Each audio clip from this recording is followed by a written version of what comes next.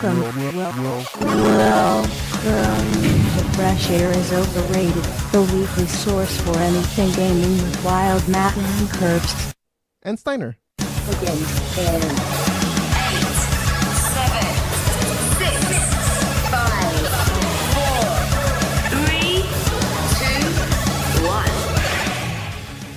1. Yo, welcome to Fresh Air is Overrated. It is episode number 245. Climbing up in numbers there. I am your host, Wild Matt. Nobody here with me this week. I am all alone. Just me. See, I'll click this button and it just got rid of the host. Usually this would be the button that I click to go to Stiner, but he's not there. So yeah, there's nobody here except me this week. So we're just gonna cruise through the show, get it done in a short amount of time. It is September 14th, 2017. Of course, a Thursday. We're here every Thursday. Every Thursday night, 8 p.m. Eastern time. We started a little bit early this week, just because I wanted to get everything out of the way, get it done, so I can do other stuff tonight. Megascorcher.com is where you want to go to check out all our VODs, our MP3s. If you're interested in podcasts, you can go find the feeds there. Or you can also go on Apple Podcasts or whatever other app you use on Android and just search Fresh Air is Overrated. Or you can search Mega Scorcher as well, and it'll come up. There's a few terms you could look up, and it'll find us somehow, some way. And we have our channel, Mega Scorcher TV, is where we air live, and that channel is on YouTube, Twitch, and Mixer. All the same name, all the same channel. You just got to pick where you choose to get your video streams live out of. I know there's some people that always have issues with the Amazon servers, which is Twitch. YouTube is always mostly fine for most people, but I do know that a lot of people do have is it a proxy? What are the servers that like delay the download on YouTube so that you don't download the full video like 15 seconds in and then say, oh, I'm out of here. I forget what it's I forget what it's called. It's not proxy. It's something else. Maybe it is proxy, but anyways. And then Mixer. Mixer. I don't know. I just know that it runs pretty good, and the latency is actually really low for what it is. It's really nice. So games are playing this week. I only have mobile games that I can think of. I played a lot though, actually. That Need for Speed game that I wanted to get for VR mobile, which is exclusive on Google Daydream, which kind of sucks. But you can get it without VR, and it's actually kind of fun. It's called Need for Speed. It's not Rivals, is it? I forget what it's called, but it looks very good on my Samsung Galaxy S8, which I just got 2 weeks ago now. It's nice. I like it a lot. It's a really good phone. I've been playing a lot of Golf Clash on it, which is fun. You click a button, you get match maked with somebody, and then you play one hole of golf, and then if you tie, you play a playoff where you do closest to the pin. And man, yeah, I think I won about 65% of my matches so far, which is, I could be doing better. A lot of times I just wing it and do stupid dumb moves that I should not be doing. Just play it calm. Just take your time, Matt. It's all good. So yeah, I don't know how you add people on that, but if you have me on Facebook, or you can just add me on Facebook, it is also Wild Matt. I am Wild Matt on pretty much everything. So if you ever need to find me, that's pretty much how you do it. Instagram, I have 119 after it, but whatever. But I've just been playing mobile games. I can't really think of any other games that I've really been playing. Well, there is that game. It's called OK ? Where you shoot like a ball through squares and shapes, and the shapes either disappear or stay there depending what color they are, and you got to get rid of all the white ones. It's pretty fun. It's a good old little fun game. That's a fun time. It's free. Go check it out. And yeah, just a bunch of stuff like that. I downloaded a lot of stuff that I haven't played yet on the phone. So like Peggle and stuff. I do like me a good old Peggle. So that's about it. I haven't really played anything this week. New releases. NHL 18 came out this week, both on PS4 and Xbox One. NBA 2K18 is also out. I think that's out on Friday, I want to say. So tomorrow. PS4, Xbox One, PC, and Nintendo Switch. I think you could get the a premium edition of that game, and you could be playing it right now. Or in the news, I'll be talking about it if you're in Canada. There's another way you could have gotten this game and played it earlier, which doesn't really matter anymore because it's going to be coming out. NBA Live 18 is out this week as well on the PS4 and Xbox One. Metroid Samus Returns. Yeah, that game on Nintendo Switch. I don't know. People haven't been complaining about it, so I guess that's a good thing. When everybody saw it, they were like, oh god, they made that last Castlevania game that wasn't very good, and people weren't very happy about that. So, yeah. Divinity Original Sin 2 is out on the PC. I think it's out on early access, technically. But that's a sequel to a very old... Is that an MMORPG? Or is it just an RPG? I think it's an MMORPG. I don't remember. And, hey, if you're into NASCAR, NASCAR Heat number 2 is out on the PS4. That's a PS4 exclusive right there. And there's a bunch of other games if you're interested in, like... Neo Geo Classics being re-released on Switch and PS4 and all that. That's still coming out. And there's a few other things. But that's mainly the big stuff this week. The sports games, Metroid, some weird old sequel to Divinity Original Sin, and then a NASCAR game. Cool new releases. All right, let's go to the news of the week.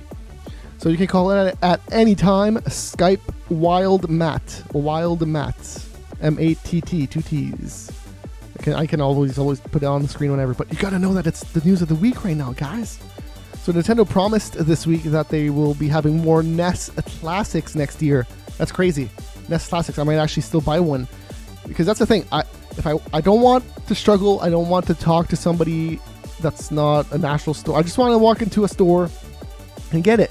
Or if it's online, even I just want to go online, click a button, and then I have it. I don't want to struggle to get it. And then the SNES Classic, fuck that. That's too expensive. 2 controllers. Fuck, I don't need 2 controllers with a Super Nintendo, because I would buy an adapter for this thing to plug into those NES and SNES Classics. They both have the same connecting ports. And it would also work on the Wii U, which I don't have anymore, but hey. Nintendo, though, plentiful news this week from them. Like this thing, Kirby. This is called Battle Royale. Battle Royale for the 3DS, the new 3DS, the new 2DS. I wonder how the old 3DS would run games that are like this. Well, I guess Kirby isn't all that crazy, but this is multiplayer, which looks kind of cool. I guess it's like a party game, kind of like Mario Party, but I don't see, or I haven't seen a board game in any of these, so that's good. That's all right. This could be okay. Better than Mario Party, I suppose. So, January 19th next year. Cool. And then they also announced another Kirby game. Is this the same game? No, yeah, this is the Wii U game, or this is the Wii U game. This is the Switch game. It's called Star Allies. It's also a cooperative game, or I guess Battle Royale is not cooperative. It is multiplayer, but it is competitive. This is cooperative, side-scrolling Kirby. Looks alright. They've been doing the 4-player games with pretty much all the Nintendo games, right? They did it with New Super Mario Bros. It's like, hey, check this out, it's 4 players now. Isn't that cool? It's cool, but it's a gimmick in side-scrollers that I don't particularly like. Especially because you're never going to get 4 players that actually are good at a side-scrolling game together in one spot nowadays. It's hard. You're going to get people that suck in there. That's just how it's going to work. Something cool, though, Nintendo announced that they will port all their arcade games to the Switch. So like the classic Mario Bros, where it's competitive if you play 2 players, but you got to get the coins and kick the it's hard to like you hit them from underneath and then they flip over and then you go kick the opponents or the enemies in that game. Nintendo has a lot of arcade games. That's pretty much what they were known for when they were first starting. That Punch Out game in the arcade, even Super Punch Out in the arcade, is dope. Those 2 games are awesome. So that's cool. I would totally play that stuff. And then our last video, Nintendo related here for the week, is Super Mario Odyssey. That game looks freaking awesome. I think this is the video where he has no shirt and everybody freaked out, like, oh my god, he's shirtless. I'm just going to fast forward through this stuff here. Let's see if we can find the beach scene.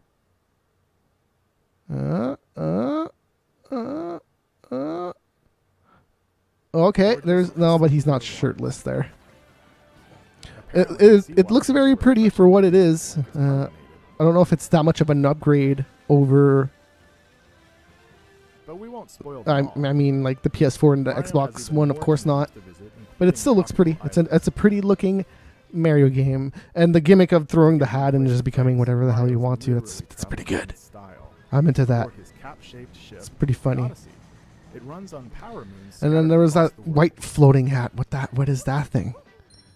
It just seems like a fun game. It seems different in a way. You know, the Galaxy 1 and 2, by the time the second one came out, I was just like, okay. It's still cool, but it's more of the same. This looks very different and cool. I don't think this footage has topless Mario in it, sadly enough. I should have gotten the picture, but oh well. It looks interesting and neat. I am looking forward to this game for sure. Yeah, there's no shirtless Mario in this. Damn. Oh well. Let's go on to some more news here. Doom and Wolfenstein 2 is going to be coming to the Nintendo Switch. And by Doom, I mean the new Doom. I think that's 2016, right? It came out. It's going to be ported to the Switch. And oh, I did show it. I don't know. I was fast forwarding. When I was watching, I did not see him. If he was there, cool. Thanks for letting me know, Ridiculous. Shirtless Mario. People are freaking out. You can make Mario shirtless in this in one of the levels because he's on the beach. And then when you're in the ice level or the snow level or the North Pole or whatever the hell it's called, I don't know. You can also, he also has like a coat, a winter coat on, and he's all bundled up. So yeah, Doom is coming to the Switch December, and then Wolfenstein 2 next year sometime is what they said. Rocket League, there is an update. I guess I might as well just play this video. I have this written down in the news twice, so I wasn't ready for this video right away. But here we go. Rocket League, there's an update. It adds a farm arena, and it's autumn, you know, or fall, or whatever the hell you want to call it. So it looks pretty for what it is, considering it's Rocket League. Yeah, it's kind of cool that it actually does look like a farm outside. But you know, you never go outside anyways. You're just playing Rocket League in the field always. So you'll see it a little bit. But yeah, it looks nice. The sunset, the colors look interesting. Why not? It's free. That's what's cool about most of Rocket League, is that it's free. That's how I got the game to begin with, is that it was free. So on PS Plus. Always a fun game to play, man. I'm always down to play some Rocket League. The Last of Us. Yes, The Last of Us. One of the directors that worked at Naughty Dog. He also worked on Uncharted 4. Bruce Straley. He's leaving. He's gone. No longer at Naughty Dog. So I don't know exactly what that means for the games. To me, I don't think it really means anything. I think they've proven that they can be separated from people and still do awesome games, because that Uncharted 4 was one of the writers left or something before Uncharted 4 came out, because they were just like, I'm done, I don't want to work on Uncharted anymore, so he left. Breeze through this one. PewDiePie said the N-word. People got pissed. People posted about it on the internet. Woo. And then he said, I'm sorry, I should know better. The context is that he was playing a game. I guess he got killed or something, and then he said the N-word. Like, you're the N-word. Sweet. Awesome. Sky is... Oh, sorry. My God. So, there's been a new game from that game company. We've been talking about it, but they haven't really showed off anything except for some images here and there. It's called Sky. It's going to be released for the iPhone, iPad, and Apple TV. And it kind of looks like Journey, but you're in the sky instead of in a desert. And if that's what it is, I guess that's kind of cool. But being on Apple, get out of here. Get out of here. That's ridiculous. I don't have an Apple thing anymore, so can't play Sky, I suppose. Journey was okay. I'm glad that game was free when I got it. Talk about iPhones, though. The iPhone 8 and X got detailed. You can go Google it if you're really that interested. All I have to say is meh. It has like the quote unquote infinity screen on the front, where the whole front is a screen. But like, or like early parts of showing off that thing, there's a lot of letterboxing on that stuff, which is fine. But even on like web pages and stuff, it's weird. It is just weird. So they will have growing pains with that. That's kind of what I like about Android, is some apps do actually kind of fuck me over, though, by cutting the sides of my screen a little bit. But at the end, it doesn't really matter. And most apps I can just say, okay, be 16 by 9. Just don't bother with my extra screen there. But it all figures it out usually. The apps are usually pretty good about that, doing it themselves. All right. And our last video here of the day, a very, very short one, is Dragon Ball Z. They got a Goku video. And yeah, he's just turning Super Saiyan. And like, hey, Goku's in the game. And it's like, cool, what? Goku's in the Dragon Ball Z game? That doesn't make any sense. Weird. Oh, and he's a Super Saiyan God? Crazy. Pre-order it. And you can get him right now. Right off the bat, I guess you can just unlock him and have a good time. And our last news item here, I was kind of teasing this earlier in the new releases. There's a new slim PS4 bundle in Canada releasing tomorrow, and it's $380, 1 terabyte hard drive. It comes with either NHL 18 or NBA 2K18. And I'm sorry, I fucked up on the new releases. I think I went 1 week. Yeah, all the stuff I said is next week. So you can actually get NHL and NBA early. Well, no, I think NHL is actually this week. I think this is all this week. I'm sorry. This is actually all this week, because you can pre-order stuff and get it early. And so NBA is actually technically out tomorrow, but officially out for everybody on Tuesday. Well, you can get this bundle, and then you'll be able to get NBA 2K18 early as well. So $380 for a 1 terabyte hard drive and a game. That's not bad. If you're not into sports, that kind of sucks. And we've been covering the NBA 2K18 cover drama, and it's kind of funny because we've been talking about how Kyrie Irving, he's on the cover and he got traded, and he still has his old jersey on the cover, I guess. Well, in Canada, we have DeMar DeRozan anyways, which is a Toronto Raptor player, and all that stuff doesn't matter here anyway, so cool. And that's it for the news of the week. Let's go on to the top 10. We have the top 10 wrestling games right now. That's right, top 10 wrestling games. Started off with my honorable mentions. Def Jam Vendetta. This barely made the list. Like, barely. It was in my top 10 at one point, and I was just like, nah, I can't ignore the other games I have on this list, which, funny enough, are all WWE and WWF games that I look at them. I have played a lot of wrestling games that are not WWE and WWF, but ultimately, at the end of the day, the best wrestling games, in my opinion, are recent wrestling games. Old wrestling games are bad. They're really bad. The WWF games are bad. So imagine the games that don't have the money to get the WWF license and all that stuff. Like, my God, it's got to be brutal. Got to be brutal for sure. So WCW versus NWO Revenge. That was an awesome game. It was the very first game I think I played from Aki. I did play their first game on the PS1, but I played it much later. Like much later, that it doesn't really matter. So cool. And then Saturday Night Slam Masters was on the Super Nintendo, originally an arcade game. It's a Capcom game. It's kind of more of like a fighting game more than a wrestling game, but it still features wrestlers and they're wrestling and they're doing wrestling moves, and you have to pin them to win. So, it's still ultimately a wrestling game. It's of its time, though, I'm going to say. It is from the 90s. If you don't like, how can I describe, like, arcade fighting games, I guess, you might not like this one. It's a little bit more like side-scroll 'em up, beat 'em up kind of a deal. It's weird. It's a weird thing to describe. It's fun, though. I love that game.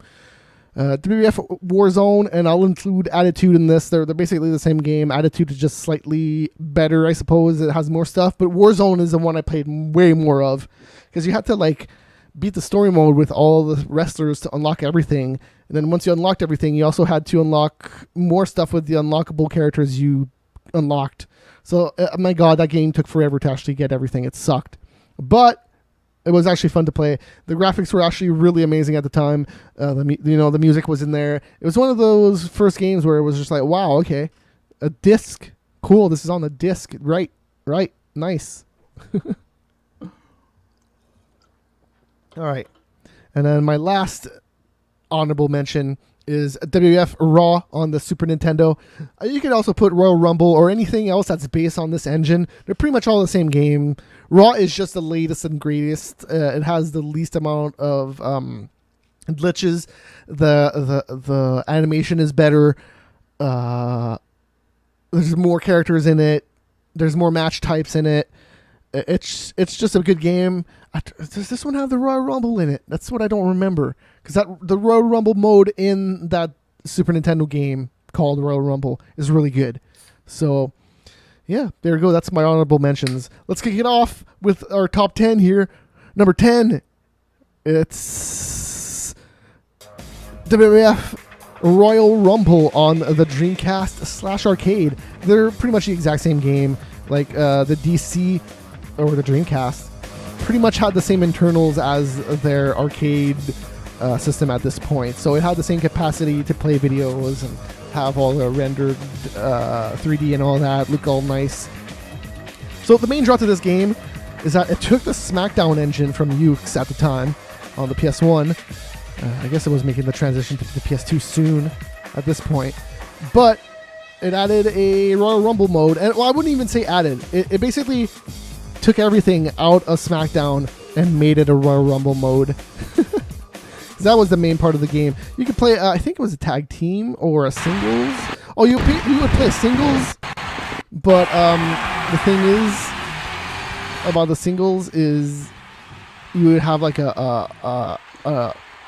I guess a manager is what you would call it because it's wrestling. But basically a buddy that you could call in to assist at any time. You had like a button combination, like push these two buttons, he'll do this attack. Push these two buttons, he'll come in and do his finisher. So you could just have like, The Rock as your buddy or Stone Cold, and they'll just come in and do the fucking stunner or the rock bottom, all that good stuff.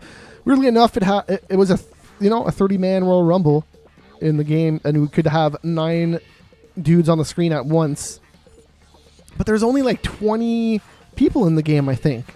The roster only had 20 people, so it was weird how it was kind of short-changed like that, because you would see the same person in the Royal Rumble at the same time. Sometimes you could have like a Taz twice, and like he would have his black suit, his black spandex would be orange. Stone Cold, I guess, was just darker skinned. I don't remember what the hell all that stuff was, but yeah. That game was awesome, man. Look, because feature-wise, it was short. It was short on features, but the Royal Rumble mode was so awesome. Seeing 9 players on the screen and trying to outlast them, it was cool. I just liked it a lot. All right, my number 9 best wrestling game here is WWE versus SmackDown 06, and here's the reason why I picked 06. It is because it is the first game on the PSP. Following contest is a hardcore match. So yeah, there you go. Check out those PSP graphics. That actually looks pretty alright for a PSP game, right? And that's what I played the shit out of this game on the PSP. The only negative I would give to it really is that the loading times are not that great. The loading times are pretty bad. But once you got past the loading times, it was amazing. I wouldn't deal with the creator wrestler that much in this game, specifically because of the loading times.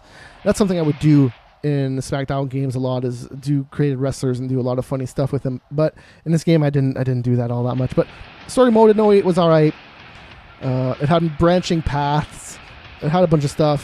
For a PSP game of the time, this was amazing. It had all the entrances in it. It had pretty much all the wrestlers. I think there was even more wrestlers in this game than over the PS2 game. I think Jake the Snake was quote-unquote exclusive to the PSP, and then you had to plug in the PSP into the PS2 to get Jake the Snake in the PS2 game. But yeah, the thing about the SmackDown vs. Raw games is that it just got so tiresome at one point. They were just the same game. It was just the same old goddamn SmackDown over and over again. And I was getting tired of it, damn it. Enough is enough, and it's time for a change. Look at these just shit-ass animations. But you know, they're on the PSP. They look all right. But man, they used these animations for so long. For so long. So there you go. It was an awesome portable game. And that's why it's on my list. There's not very many portable games that are wrestling that are good. Let me tell you that. But hey, ironically enough, the next one on my list is a portable game. It is Superstars WWF Superstars on the Game Boy Original. This is like one of the first WWF WWE games for a portable system. And it's the best one. It's the fucking best one. I fucking hate how wrestling games worked back in the day. Because it was always like, oh, hey, we'll make Superstars. It's awesome. Let's make Superstars 2. But it's a new studio. Then we can't share the resources from the first game. Sorry. So the second game kind of tries to capture the magic of the first game. But it's different in its own way. And it's not bad. The second game isn't bad. It might be bad. It's just not... When you compare it to this, it's bad, I suppose. I suppose that's my point, is that I'm trying to get across. This game was just sweet. The sprites looked pretty alright. They had their own separate finisher. That's it, though. All the other moves are the same. They had like a pile driver and all that stuff. You could throw them on the outside, recover health. So hey, pro tip here. If you ever see the AI recovering health in this game and you go like, what? You can recover health? You can also do that. You just have to push select. Who the fuck pushes select in a wrestling game, right? That's what I thought back in the day. And I was just, that's what that star on the screen is. It means that I can still have another bar. Nice. But yeah, it looked cool for the time. Like the sprites looked really good for a Game Boy game. They looked like who they were supposed to be. You could go on the outside of the ring, get counted out.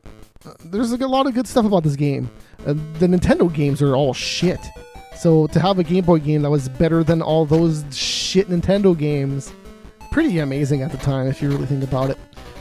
All right, so that was my number 8 there, WWF Superstars. Let's go on to my number 7. It is from the GameCube. It is WrestleMania 19. I think WrestleMania 18 was the first GameCube game. I want to say that that's right. Although 17 might be the first GameCube game. I don't remember. I think it's 18. So this game, I don't know if I don't think I have any footage of it, but it had like it's this weird separate storyline mode where I don't remember what exactly happened, but you were after Vince McMahon or something. One of the McMahons screwed you and wanted to go kill him or something. And that's what it's seen by the story mode, because the story mode, you're not in the wrestling ring. You're like, in a shipment yard and a bunch of other places, and you're just murdering fools that are trying to defend you from coming in, I guess, and getting at McMahon or something. I don't know what they're even there for. But yeah, you're just throwing people off of like 10-story buildings and you never see them again. It's just, and you're throwing them into the water off the pier and shit. Man, this game was pretty crazy. The story mode was insane for what it was. And then after that, the wrestling was actually fucking amazing too, because this this is a game developed by Ukes. And it was so in depth. This was way better than SmackDown in my opinion by this point, because it was a little bit of No Mercy with SmackDown feel. So it was like SmackDown fast, but there was more maneuvers to do and more moves and more ways to do them. So like you could have like strong grapples and strong strikes, and it was cool. It was just cool. I really liked this game a lot from a gameplay standpoint. The graphics were really interesting at the time too. I'm not going to call them amazing, but they look distinctly different from the Xbox and PS2 counterparts at the time. So it did stand apart a little bit because it had a little bit more of a cartoonish look, is how I would describe it. Let me fast forward here a little bit and see if they have no peer matches. Well, it's a shame because the backstage area was pretty much all the story mode locations, and I thought that was kind of funny. This game was really cool. So WWE WrestleMania 19 on the GameCube is my number 7. Oh yeah, and the roster was also pretty fucking deep in that game, considering it was on one of those little tiny discs. Like, there was a lot of fucking wrestlers on that game, in that game, I should say, I suppose. All right, my number 6 top wrestling game of all time is an arcade game called WWF WrestleFest, and WrestleFest was goddamn amazing. I love this game so much. Easily my favorite arcade game, for sure. Look at all these portraits, and the music in this game was amazing. Man, yeah, I guess I didn't mention that in any of the other games. Wrestling music is badass. That's something I've always liked hearing. Is like, ooh, hey, Bret Hart's theme is all sounding 16-bit. That's cool. When they recreate the actual music from WWF in the games, it's awesome. And this game did it. Did it in spades. This game was so fucking badass. Huge ass sprites that filled the screen. Oh god, I love this game. It had 2 modes: a tag team tournament mode, where you would climb up to the top and face the the Road Warriors, or the Legion of Doom, as they are known in WWF, I suppose. And the game talks too, which is insane. This game was just awesome. This game was fucking amazing for the time. Oh my god. And then you could also go on into a Royal Rumble, which featured 6 people in the ring at the same time. That mode's definitely swallowed more quarters. If you knew how to play the tag team mode, you could definitely get to the Legion of Doom without using a quarter. But the Royal Rumble mode, at one point, you would have to be really good, and you would really know how to have to fool that shit to get around it and not use any quarters, because eventually you would be caught up or get fucking punched by somebody from behind, and that's it. You're losing health, and health is crucial in that mode, because once your health is down, anytime you're like close to the ropes, you're fucking going out of there. So that game was fucking sweet. So that rounds out my bottom half of this top 10 list. Starting off the top half is my number 5. It is from the PS2, the GameCube, the Xbox. It was also a PSP game. This was on the Xbox 360, the PS3, and the Wii, and the PSP. My God. But anyways, it's called WWE All Stars. It featured like over-the-top looking characters. This game was developed by the same guys that made the TNA games before this. They got acquired by THQ, I want to say, and they were like, "Hey, let's make some WWE games together." And they only made one. Sad, because this game was so fucking good, and it was looking to be like the next. I wouldn't say the next big thing, but just the next different thing. Because I'm fucking tired of this SmackDown. It's the same fucking shit over and over. So yeah, this game looked badass. It was also a great PSP game, and the loading times on that game were actually really great. So if you had this on the PSP as well, I think this was maybe a cross-buy game on the PS3 at one point. I don't remember. But I do remember owning the PSP version. And, man, yeah, it was awesome. The PSP game looked very much like the Wii game, I suppose, is how I would compare it. So if you've ever played the Wii game, it's probably looks a lot like that one. And man, all the moves were over the top. The finishers were just unlike any other thing. The Stone Cold Stunner, I don't even remember what it looks like. I think he does like a backflip into it or something. I don't even remember. It's been such a long time since I played this game, but I played it so long. And they made like arcade sticks for this game, which I feel was totally unneeded, and this game didn't need arcade sticks. But God, this game was amazing. And like, look at how close that fucking camera is and how huge the ring looks. It was just so cool. It was so different. It's so fun. I had so much fun with this game. You could KO people if you just want to end the match that way too. It was definitely a little bit more arcadey. But man, I loved it. I love how you could like throw them up in the air and do combination moves that way. This game was just pretty badass. All right. That's my number 5. Number 4 is also a GameCube game. It is A Day of Reckoning, the number 1 though, the first one. The first one was the best one in my opinion. And here's why. It's just because I played it more. That's the only reason. I don't have a real reason other than that, to be honest with you. Oh, yep, sweet.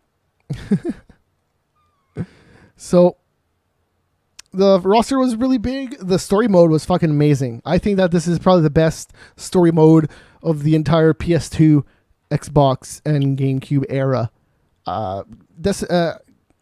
Day of Reckoning 2 also had a pretty good story, but I don't know, man. The branching paths in this game, like everything about this game I loved. The graphics looked sweet. The only real thing I could complain about is like how the video Titantrons on the raw screen up there looked weird because they only use like 3 screens to make up the one screen that was supposed to be a really long screen. Anyways, that was a small complaint by my part. There was blood in this game. There was body region specific damage.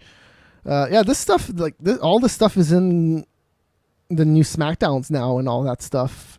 Like, this is one of the games that introduced that stuff for sure. Yeah, it was a weird time for wrestling games, right? Because now the wrestling games are all the same on every system.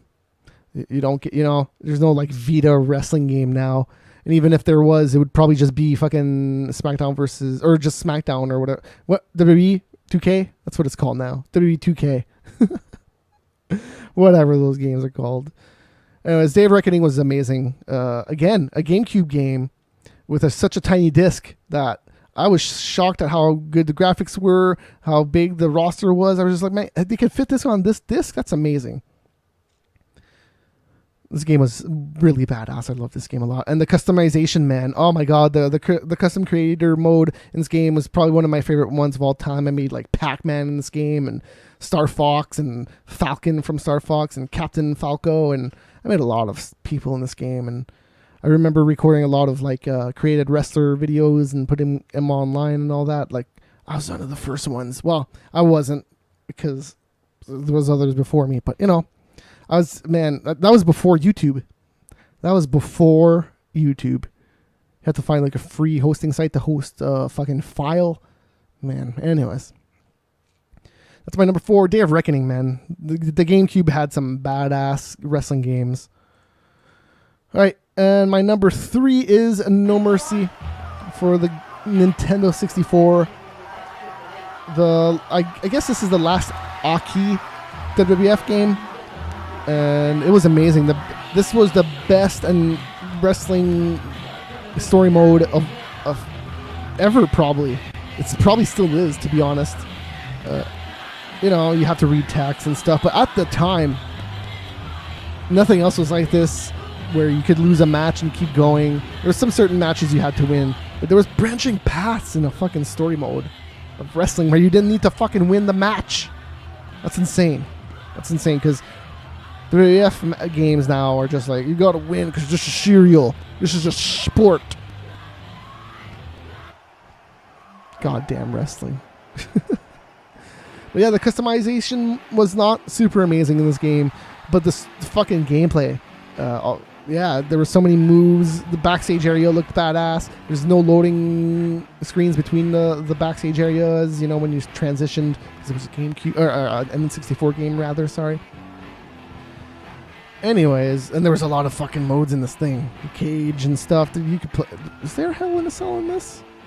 I think that was maybe the one thing it didn't have. Maybe it didn't have Hell in a Cell. But it did have fucking everything else. A Royal Rumble mode, which for some reason you could only pick between 28 wrestlers or 32. There was no 30-man Royal Rumble in this game. Good going. For some reason, WWF WrestleMania 2000 had a 30-man Royal Rumble. I mean, Aki's Japanese, and I mean, all their games are developed by Japanese, so they should know. They should know how many people are in a Royal Rumble. Sorry. All right, my number two. It is SmackDown. Here Comes the Pain. This was the first SmackDown game to feature a line that wasn't The Rock's line. Here Comes the Pain was Brock Lesnar's line. I wouldn't say that this is the best SmackDown game, but by this point, this was the most refined SmackDown game. They didn't really add any modes. They didn't really add too much in Here Comes the Pain. They just made it look visually nicer. They just made it look visually nicer. That was pretty much the biggest point in this game, I guess. Because the gameplay is still mostly intact. All the modes are still there. It was just a tighter package compared to the other two that were before this on the PS2, which was Shut Your Mouth and Shut Your Mouth and something else anyways. And I probably love the first PS2 game the best, to be honest, but that game was pretty much just a PS1 game with better looking graphics, and it still had a lot of the same glitches the PS1 games had. By this point, they fixed a lot of that shit, surprisingly for sure. But Here Comes the Pain was just badass. The graphics are awesome. It was so fast. That's kind of what I miss about wrestling games nowadays, is how fucking fast shit went, man. Anyways. I guess with customization, this was awesome. But this was like pre-internet, so you had to go online and get like a created character list and stuff. And the solution for that stuff was not all that great yet. I want to say like one of the games had like a code that would generate like a 64 character code. I don't even remember what it was. So it was something crazy. So that's my number 2, is a PS2 game. The best SmackDown game, or this is the latest SmackDown game that I would say I love. I do love a lot of the new ones, like the 2K ones are alright. SmackDown vs. Raw was also okay, but it's just more of the same. It's like more of this game. It's just more of this game, which I didn't mind, but it was just getting tiresome. I miss the silliness of all the wrestling games, really. All the glitchiness. We saw a few spots in this match already where like he landed on top of the fucking table. Kane did when he was like just rolling from the ground. A lot of silly stuff in this game, but man, was it fun! Fuck, it was fun to play these games. The story mode was also really cool. It was cool, guys. Story mode was cool. All right, and my number 1. I guess if you know me, you probably wouldn't be too surprised that this is my number 1. But this is the wrestling game I've spent the most time playing. Like, easily. And look, I'm watching myself play it now. SmackDown 2, Know Your Role on the PS1. I played this game so much. So much. There was so many unlockables in there. And I always heard a legend that Big Show and Ken Shamrock were in this game. They were in the first game. And they took him out because Shamrock was gone, and Big Show was also in developmental to lose weight at this point. So those two were not in the game, but they would show up at the Royal Rumble occasionally. And I literally played this game so fucking much, I have no idea how that never happened to me. But it never happened to me. But that is true. Sometimes you'll get Ken Shamrock or Big Show. The game kind of thinks that it's a created wrestler, I suppose, and they just come out. It's kind of cool. And I think they use like the Raw theme song or the SmackDown theme song, whatever the default for the custom creator wrestler is. So yeah, I think this is the first game that had a Hell in a Cell mode, which was pretty funny because the Hell in a Cell mode was just pretty much just a cage with a top on it. It didn't actually surround the whole ring. It just like surrounded like the apron, I guess. Well, okay, sorry, it did surround the whole ring. It didn't surround like the whole ring area, is what I guess I should have said. But anyways, this game was just badass. I loved it a lot. The graphics for the time, man, I still think this looks okay. Like for a PS1 game, considering that this is a PS1 game, I go, this doesn't look that bad. This doesn't look that bad. And oh my god, so many modes in this game, and so many modes that it didn't even need. I think there's a bra and panties mode in this game. I want to say that was a thing in this game, which no game needs that. No game ever needs that. You don't need a fucking bra and panties game in a WWF game, even if it was popular at the time. You don't need it in the video game. But this game was amazing. The created wrestler mode was sweet, and I played this with the Game Shark a lot, and holy shit, the community loved Game Sharking up this game. You could have like a scaffold mode. You can make the ropes into barbed wire. You could unlock a Big Show and Ken Shamrock by default. They were just in the character select. You could also add a few characters in there, just have everything unlocked at the beginning without actually having to play anything. But there was a lot of custom matches, like a lot that I don't even remember all of them, to be honest. I wish I fucking remembered all of them. But the scaffold match definitely stands up out in my mind, because the scaffold match is pretty much just this match, except you start at the top of it, and there's only like the middle section that's there, and you have to throw him right in the middle. It's smaller. So it's more of a precise move than it is in the Hell in a Cell. Because Hell in a Cell, you just have to slam him in the middle part of the Hell in a Cell. Here, I'll fast forward it a little bit so that I can talk. There you go. See that middle part in the Hell in a Cell. I just need to slam somebody in there, and the scaffold match is pretty much just the middle part. But you could slam in the middle, and that's how you would win that match. It was pretty cool. What else? They were making like custom arenas with Game Shark codes. Man, the Game Shark was just badass. The AI in this game, not so good. Gotta say, the AI in this game was not so good. But I played it with friends a lot. This was the era that I played with friends a lot. The PS1, that was the era. Well, and the Xbox, the original Xbox, I played a lot with people and friends as well.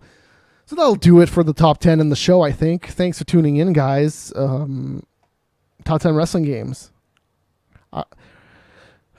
Man, I hope that they start making some good wrestling games again. Like WWE All Stars is the latest game in my list. I think that was 2008, 2009, 2000, something like that. No, okay, 2010. It was like 2010 because that was an Xbox 360 game, and all that goodness. Was it an Xbox? Yeah, it was an Xbox 360 and PS3 game. All right. I was confused about that earlier too. So thanks for tuning in. If you're watching live, we will be right back with Sprawl and Brawl, our weekly show about MMA and the UFC. If you are listening to the podcast or watching the video podcast, thanks for tuning in. We're here every week. Don't forget about that. Be sure to subscribe to our feed. Subscribe to our YouTube channel. We will let you know when we're live every Thursday night at 8 p.m. Eastern Time. Talk about video games. So yeah, that'll about do it. I'm gonna skedaddle out of here and be back if you're watching live. See ya.